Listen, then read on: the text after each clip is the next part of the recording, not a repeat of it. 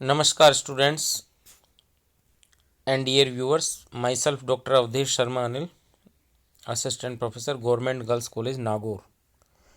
आज हम डिस्कस करेंगे एक डिफरेंट सेल ऑर्गेनेल जिसका नाम है सेंट्रियोसोम या सेंट्रियोल। तारक काय या तारक केंद्र जिसको हिंदी में कहते हैं। वोन बेंडन ने सबसे पहले से स्टडी किया था और इसे जो नाम दिया था वो दिया था टी बोवेरी नामक साइंटिस्ट ने। इसे सेल सेंटर भी कहते हैं। जो सेंट्रोसोम होता है उसमें दो पार्ट होते हैं। एक जो बाहरी आउटर पार्ट होता है उसको बोलते हैं सेंट्रोस्फियर, और जो आंतरिक पार्ट होता है उसको कहते हैं सेंट्रियोल। सेंट्रियोल दो होते हैं और वो एक दूसरे से 90 डिग्री एंगल पे जुड़े रहते हैं। इन्हें डिप्लोसोम भी कहते हैं। तो इस प्रकार से डिप्लोसोम दो ये तो सेंट्रियोल कहलाते हैं, और उनके बाहर का जो एरिया है जिसको क्लियर जोन कहते हैं या इसको स्वच्छ क्षेत्र कहते हैं, ये सेंट्रोस्फीयर कहलाता है। सेंट्रोसोम जो होते हैं वो उसकी स्ट्रक्चर में तीन संरचनाएं होती हैं। माइक्रोट्यूबुल्स होती हैं, तीन माइक्रोट्यूबुल्स होती हैं, ABC। लिंकर प्रोटीन्स होती हैं और बीच की एक स्ट्रक्चर होती है जिसको कहते हैं कार्टविल स्ट्रक्चर। तो ये बीच वाली स्ट्रक्चर है, ये कार्टविल स्ट्रक्चर है, ये लिंकर प्रोटीन है, और तीन जो हैं वो माइक्रोट्यूबुल्स का सेट है। तो ये तीन जो माइक्रोट्यूबुल हैं ये संख्या में 9 होती हैं और ये बाहर की तरफ इस प्रकार से अरेंज होती हैं, और ये आपस में लिंकर प्रोटीन्स के द्वारा जुड़ी रहती हैं। इसमें ये जो बीच वाला पार्ट है ये सेंट्रल रोड कहलाता है जिसको हब कहते हैं। इसके चारों ओर जो 9 प्रोटीन जुड़ी रहती है जिनको स्पोक कहते हैं, ये मिलके बनाता है कार्टविल स्ट्रक्चर। यहाँ हम देखते हैं कि इसमें जो तीन माइक्रोट्यूबुल्स हैं ABC, ये स्वयं 13 सब माइक्रोट्यूबुल से बनी होती हैं। जैसे ए प्रोटीन है उसकी बात करें तो वो उसके अंदर 13 सब माइक्रोट्यूबुल्स होती हैं, और एक माइक्रोट्यूबुल जो होती है सब माइक्रोट्यूबुल उसका जो डायमीटर है वो 45 एंगस्ट्रॉम होता है, और ये जो ए है इसका जो डायमीटर है वो 250 एंगस्ट्रॉम होता है। इसी प्रकार ये राउंड होती है इस प्रकार से, और इसके पास में जो बी माइक्रोट्यूबुल और सी माइक्रोट्यूबुल होती हैं वो कप लाइक स्ट्रक्चर में होती हैं, क्योंकि उनमें ए और बी के बीच में तीन हैं सब माइक्रोट्यूबुल वो कॉमन होती हैं। जो ए में भी काउंट होती हैं, बी में भी काउंट होती हैं, बी और सी के बीच में भी 3 से 4 जो है सब माइक्रोट्यूबुल हैं वो कॉमन होती हैं। तो ये जो स्ट्रक्चर है ये सेंट्रियोल की स्ट्रक्चर होती हैं। इस देखते हैं, centrosome are composed of 2 centriole, both are situated at right angle to each other. जैसा मैंने बताया अभी कि दोनों एक दूसरे से 90 डिग्री के एंगल पे जुड़े रहते हैं इस प्रकार से, और ये कहलाते हैं सेंट्रियोल।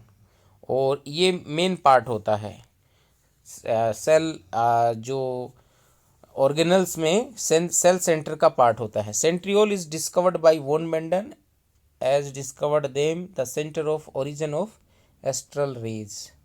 जो तारक किरणें होती हैं डिवीजन सेल डिवीजन के दौरान, जो एस्ट्रल रेज निकलती हैं, तरकु तंतु निकलते हैं, उनकी जो डिस्कवरी है उनका जो ओरिजिन है वो इसी सेंट्रियोल से होता है जिसको वोन बेंडन ने डिस्कवर किया था। सेंट्रियोल जो वर्ड है वो जैसे मैंने कहा टी बोवेरी नामक साइंटिस्ट ने दिया था। Centriole is the non membranes organelle situated in the cytoplasm near the nucleus.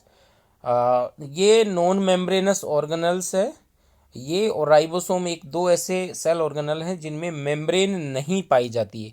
There is no plasma membrane like structure. They are present in all animal cells and in lower plant cells. ये सभी जो animal cells हैं और lower plant sales हैं उनमें पाए जाते हैं।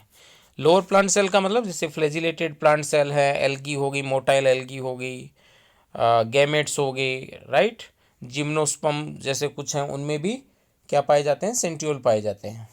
लेकिन जो एब्सेंट होते हैं अमीबा हो गया, प्रोकैरियोटिक सेल हो गए, डाइटम्स हो गए, एंजियोस्पर्म हो गए, ईस्ट हो गए, इन सब में ये अनुपस्थित होते हैं। तो यूँ कह सकते हैं कि ये एनिमल सेल में होते हैं, प्लांट सेल में एब्सेंट होते हैं, प्रोकैरियोटिक सेल्स में एब्सेंट होते हैं, डाइटम्स में एब्सेंट होते हैं।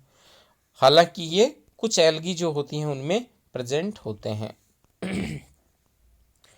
East centriole shape and size की बात करें, east centriole is cylindrical, approximately 3000 to 5000 angstrom long.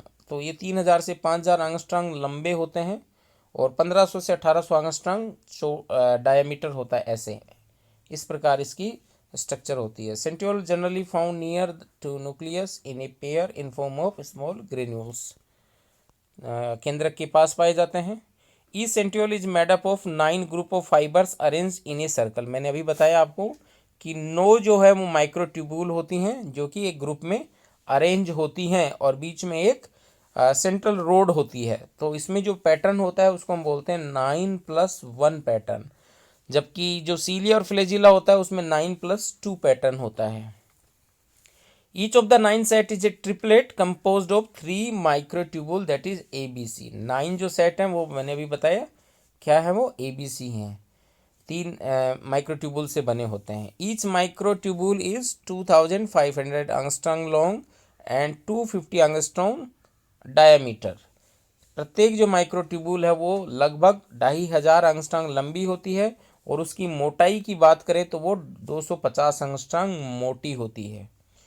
प्रत्येक माइक्रोट्यूबुल है वो 13 ग्लोबुलर सब यूनिट की बनी होती है, सब माइक्रोट्यूबुल की बनी होती है, जिसका डायमीटर 45 होता है। जबकि मैंने पहले बता चुका हूँ कि जो 13 सब माइक्रोट्यूबुल से ये बना होता है एक माइक्रोट्यूबुल, जिसका डायमीटर 45 एंगस्ट्रॉम होता है। Microtubule A is tubular long circular in structure having 13 sub microtubule, whereas microtubule B and C are cup-like in structure and they have common 2-3 sub-microtubule between A and B and B and C।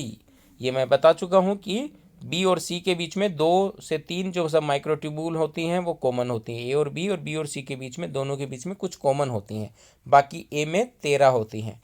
A present inside the nucleus whereas C present outside और periphery of centriole।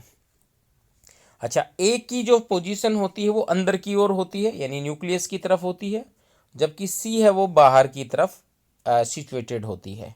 जैसे ए 3 microtubule है तो ए अंदर की ओर है और सी है वो बाहर की ओर है। सी से एक प्रोटीन निकलती है जिसको कि हम कहते हैं लिंकर प्रोटीन, वो ए से जुड़ी रहती है। A microtubule is triplet associated to C microtubulate of other triplet with the help of mosaic fiber, जिसको कि हम क्या कहते हैं, लिंकर प्रोटीन कहते हैं। Linker are responsible for the leaning of triplet in a special angle. तो इस लिंकर के कारण जो ये जो क्या कहते हैं इसको, ट्रिपलेट जो प्रोटीन होती है नो, वो एक विशेष कोण से झुकी रहती हैं, एक स्पेशल एंगल पे झुकी रहती हैं।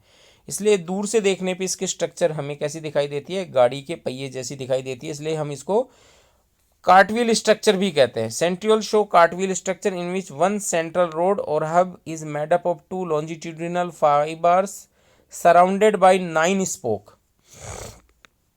तो एक सेंट्रल रोड होती है जिसके अंदर 2 माइक्रोट्यूबुल होते हैं और वो जुड़ी रहते हैं 9 जो है वो स्पोक के द्वारा, और 9 स्पोक है वो जो है बेसिकली एक्स नामक एक प्रोटीन होती है उससे जुड़े रहते हैं। एक्स प्रोटीन से ये जुड़े रहते हैं और फिर एक्स प्रोटीन आपस में है वो वाई प्रोटीन्स के द्वारा जुड़ी रहती है। तो इस प्रकार से ये एक स्ट्रक्चर बन जाती है जिसको हम कहते हैं cartwheel structure. Around every spoke have one X particle at their outer side just near to triplet A microtubule. Between the two neighboring X particle there is a Y particle that is jointed with 2 X particle of different triplet fibers। जैसे मैंने अभी बताया कि 2 X के बीच में एक Y particle होता है।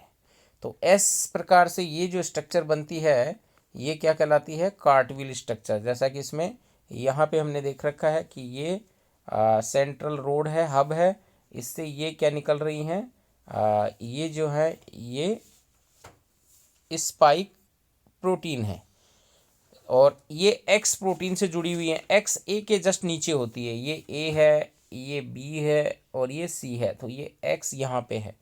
एक्स से स्पाइक प्रोटीन द्वारा, जिसको स्पोक प्रोटीन भी कह सकते हैं, उसके द्वारा सेंट्रल रोड जुड़ी हुई है। और दो एक्स प्रोटीन है, ये एक्स प्रोटीन, ये एक्स प्रोटीन, इनके बीच में ये वाई प्रोटीन है, ये आपस में जुड़ी रहती है। तो ऐसा ये जो दिखने में ये बीच वाली जो स्ट्रक्चर है, ये कार्टव्हील स्ट्रक्चर लगती है। जैसे जो बैलगाड़ी होती है उसके जो पहिए होते हैं, कार्ट होती है, वैसी स्ट्रक्चर लगती है, इसलिए हम इसको कार्टव्हील स्ट्रक्चर कहते हैं। ये कई बार एग्जाम में आता है कि कौन से सेल ऑर्गेनल की संरचना में कार्टव्हील स्ट्रक्चर पाया जाता है। तो कार्टव्हील स्ट्रक्चर किस में पाया जाता है, वो उत्तर है सेंट्रोसोम या सेंट्रियोल। इसकी हम बात करें, इसमें केमिकल कंपोजिशन क्या होता है। बेसिकली जो ये ट्यूबुलिन प्रोटीन्स की बने होते हैं, इसके अंदर जो माइक्रोट्यूबुल होती हैं वो ट्यूबुलिन प्रोटीन होती है, वो पाई जाती है। ट्यूबुलिन के अलावा लिपिड भी पाया जाता है, इसमें एंजाइम, एटीपेज वगैरह पाए जाते हैं, और कुछ मात्रा में डीएनए भी इस सेंट्रियोल के अंदर देखा गया। डीएनए और आरएनए की मात्रा भी देखी गई है। सेंट्रियल को सेमी ऑटोनोमस ऑर्गेनल कहा जाता है, जैसा कि माइटोकॉन्ड्रिया होता है और जो आपका प्लास्टिड होता है लिप, उसकी तरह ही ये सेमी ऑटोनोमस ऑर्गेनल्स है। It is originated from pre existing centriole.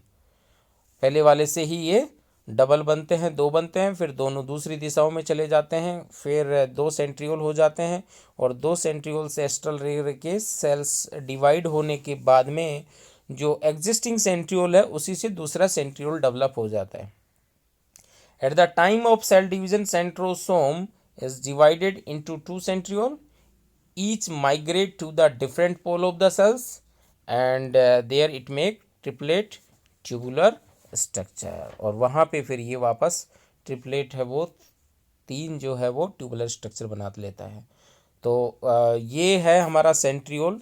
Centriole जो है वो सीलिया और फ्लैजेला से किस प्रकार डिफरेंट है, वो इस प्रकार से है कि इसमें जो प्रोटीन होती है माइक्रोट्यूबुल, वो ट्रिपलेट होती हैं ए बी सी, जबकि उसके अंदर दो ही प्रोटीन होती हैं सीलिया और फ्लैजेला में, ए और बी जिसको कह सकते हैं। और उसमें 9+2 पैटर्न पाया जाता है। इसमें एक सेंट्रल रोड होती है बीच में सीलिया, इसमें सेंट्रियोल में, और 9 जो है वो बाहर की तरफ ट्रिपलेट क्या होती हैं, प्रोटीन पाई जाती हैं, माइक्रो ट्यूबुल्स पाई जाती हैं। तो इस प्रकार से ये था हमारा सेंट्रियोल। नेक्स्ट मिलते हैं हम दूसरे वीडियो में, तब तक के लिए अपना ध्यान रखें। Thank you very much for watching this